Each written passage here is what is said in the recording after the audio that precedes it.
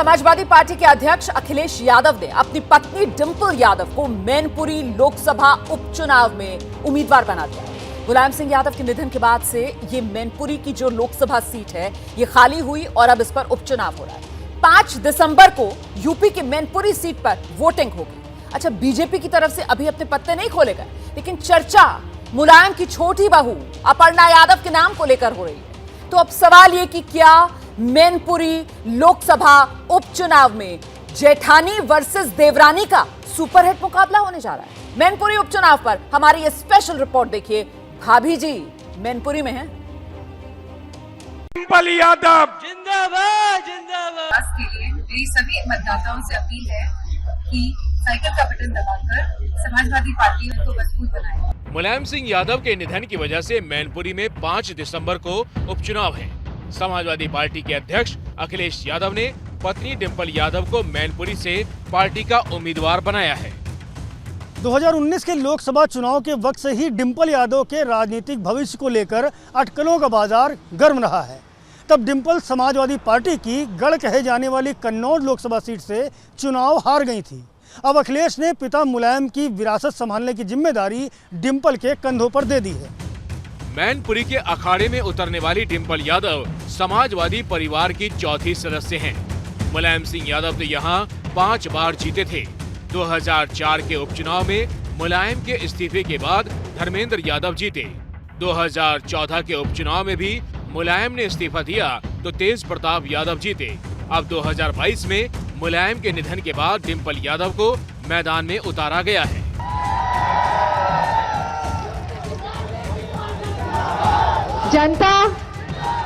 जनता, नौजवान, माताएं, बहनें ऐसी सरकार बनाने जा रहे हैं जो नौकरियां देने वाली है हमारे युवाओं को।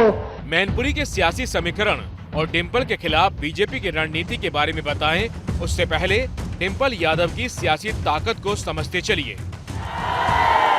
तो हम सभी युवाओं से कहेंगे कि इस बार भाजपा की पूरी टीम को क्लीन बोल्ड कर दीजिएगा। डिंपल यादव जब जनता के बीच मंच पर बोलने के लिए आती हैं, तो माहौल कैसा होता है, इसका एक उदाहरण 2019 के चुनाव प्रचार के दौरान का देखिए। तब डिंपल कन्नौज में खुद के लिए वोट मांग रही थी। हमें इस तरह की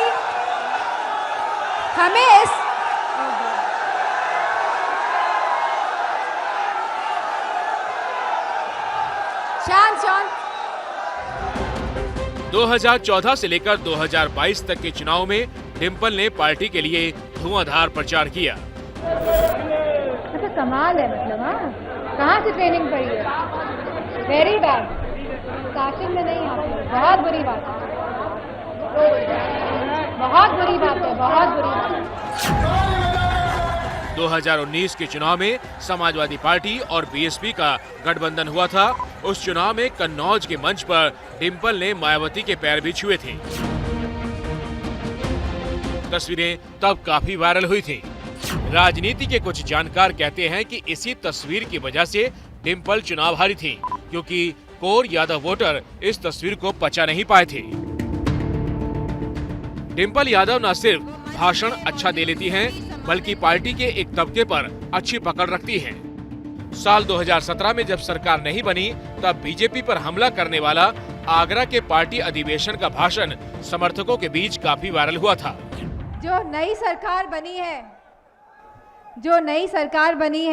जब वह नई सरकार इन मुद्दों पे आई है कि कब्रिस्तान और शमशान वाले मुद्दों पे आई है, जो दिवाली पे कितनी बिजली आई है और रमज़ान पे कितनी बिजली आई है, इस मुद्दे पे सरकार आई है, तो मुझे उम्मीद नहीं है कि ये सरकार कोई काम करने आई है। तो हम याद दिलाना चाहते हैं कि सरकारें इसलिए बनती हैं कि जो व्यवस्थाएं होती है उनको और बेहतर कैसे करें, लोगों की सेवा कैसे करें। तो मैं कहना चाहूँगी कि जो सेवाएं हमको देनी है अब नई सरकार को, उन पे काम करना चाहिए। 2 मार्च 2017 को जब डिंपल यादव समाजवादी पार्टी के उम्मीदवार के पक्ष में प्रचार के लिए आजमगढ़ गई थी, तब उन्होंने खुद को बहू बताकर वोट मांगे थे। उस वक्त आजमगढ़ से मुलायम सिंह सांसद थे। आजमगढ़ में पहली बेर आयल हई, हम यहाँ की पतोई हई, है कि नहीं? हमको आप लोगों का आशीर्वाद चाहिए। अपने भैया के फिर से मुख्यमंत्री बनावे की जिम्मेदारी आप लोगन का बा है कि नहीं? अखिलेश यादव की पत्नी डिंपल यादव को मुलायम सिंह यादव खूब मानते थे।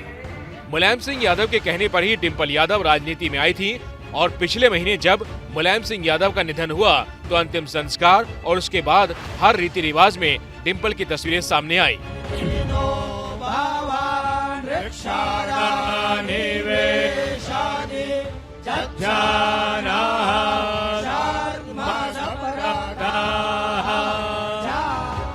चाहे हरिद्वार में गंगा में डुबकी लगाना हो या फिर अस्थि विसर्जन।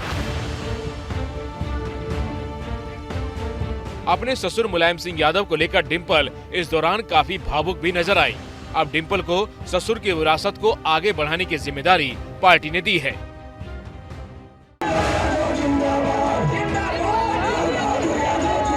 डिंपल यादव को तो बहू के साथ ही पत्नी, मां और नेता के रोल में आप बहुत बार देख चुके होंगे। आज हम आपको डिंपल का एक अलग अंदाज दिखाते हैं। अब जरा मैनपुरी सीट का सियासी समीकरण समझिए। यहां 2019 में मुलायम सिंह यादव को 5,24,000 वोट मिले थे, जबकि बीजेपी उम्मीदवार को 4,30,000 वोट। 2019 में तब मुलायम सिंह यादव करीब 95,000 वोटों से जीते थे। तब समाजवादी पार्टी के साथ बीएसपी का भी गठबंधन था। मैनपुरी लोकसभा क्षेत्र में विधानसभा की 5 सीटें हैं, जिनमें से 3 पर समाजवादी पार्टी और 2 पर बीजेपी का कब्जा है। अखिलेश यादव की करहल और शिवपाल यादव की जसवंत नगर विधानसभा सीट भी इसी लोकसभा में है। बड़ी बात यह है कि 1996 से इस सीट पर समाजवादी पार्टी जीत रही है। इसलिए कहा जा रहा है कि डिंपल यादव के लिए मैनपुरी का सियासी मैदान नया नहीं है। वैसे भी खुद डिंपल 2 बार कन्नौज सीट से सांसद रह चुकी हैं। डिंपल पहली बार 2012 में कन्नौज से निर्विरोध जीतकर सांसद बनी थी। तब अखिलेश यादव ने सीएम बनने के बाद संसद की सदस्यता से इस्तीफा दिया था। ये तस्वीरें तब की हैं जब डिंपल ने संसद की पहली बार सदस्यता ली थी। की प्रभुता और अखंडता अक्षुण्ण रखूंगी तथा जिस पद को मैं ग्रहण करने वाली हूं, उसके कर्तव्यों का श्रद्धापूर्वक निर्वहन करूंगी। 2019 में एसपी के 5 सांसद जीते थे। तब मैनपुरी से मुलायम और आजमगढ़ से अखिलेश यादव जीते थे। कन्नौज से डिंपल यादव 13,000 वोटों से हार गई थी। अभी लोकसभा में एसपी के महज 2 सांसद हैं। जून महीने में हुए लोकसभा उपचुनाव में आजमगढ़ और रामपुर की सीट समाजवादी पार्टी हार गई थी। दोनों सीटों पर उपचुनाव में बीजेपी ही जीती थी। मुलायम सिंह यादव का अब निधन हो चुका है। इस वक्त समाजवादी पार्टी से लोकसभा में एसटी हसन और शफीकुर रहमान बर्क 2 ही सांसद हैं। डिंपल यादव चुनाव जीती तो फिर पार्टी के 3 सदस्य हो जाएंगे। लेकिन चुनाव में राह इतनी आसान भी होगी कह नहीं सकते, क्योंकि चाचा शिवपाल यादव क्या करेंगे खुद उन्हें भी नहीं पता। और डिंपल के खिलाफ बीजेपी की रणनीति क्या है, इस पर भी काफी कुछ निर्भर करता है। इस सीट पर करीब 16 लाख वोटर हैं, जिनमें लगभग 4.5 लाख यादव, 3.5 लाख शाक्य, राजपूतों की संख्या 2.5 लाख के आसपास, 1.25 लाख के करीब ब्राह्मण, 1.25 लाख जाटव, 1 लाख लोध वोटर हैं। बाकी वैश्य, मुस्लिम और अन्य जातियों के वोटर हैं। डिंपल की जीत का समीकरण दुरुस्त करने के लिए अभी बुधवार को ही शाक्य बिरादरी के आलोक शाक्य को समाजवादी पार्टी ने जिला अध्यक्ष बनाया है। शुरुआती चुनावों में इस सीट पर समाजवादी पार्टी यादव शाक्य मुस्लिम वोटों के समीकरण से जीतती रही है, लेकिन बीते 2 चुनावों में बीजेपी भी मजबूत शाक्य उम्मीदवार उतार रही है। तब से लड़ाई एक तरफा नहीं हो रही है। 2 बार से प्रेम सिंह शाक्य को बीजेपी मुलायम के खिलाफ उतार रही थी। वैसे लखनऊ से लेकर दिल्ली तक एक और चर्चा हो रही है, और वो चर्चा है देवरानी जेठानी की जंग की। पिछले कई दिनों से ये हवा उड़ रही है कि बीजेपी छोटी बहू अपर्णा यादव को मुलायम का सियासी वारिस बताकर मैदान में उतार सकती है। जो लोग जो भी कुछ कहते हैं, आज मैं एक ही नारा दूंगी कि हिंदू, मुस्लिम, सिख, ईसाई सब के सब हैं भाजपाई। अगर ऐसा होता है तो फिर मैनपुरी की लड़ाई दिलचस्प हो जाएगी, क्योंकि बीजेपी का सपना इस सीट को जीतने का है। बीजेपी अमेठी में कांग्रेस का किला ध्वस्त कर चुकी है। अब उसकी नज़र समाजवादी किले मैनपुरी पर कब्जे की है। मैनपुरी में चुनाव 5 दिसंबर को है, नतीजे 8 दिसंबर को आएंगे। हमें गर्व है हमारे परिवार पे और हमें गर्व है हमारे समाजवादी परिवार पे।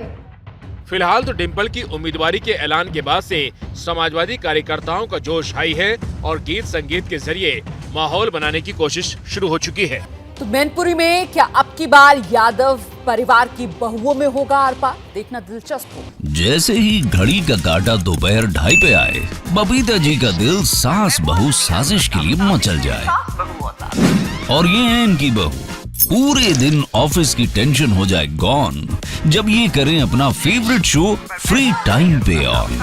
इनकी तरह आप भी देखें अपना फेवरेट शो अपने टाइम पर और डाउनलोड कीजिए एबीपी लाइव ऐप अपने स्मार्ट टीवी पर।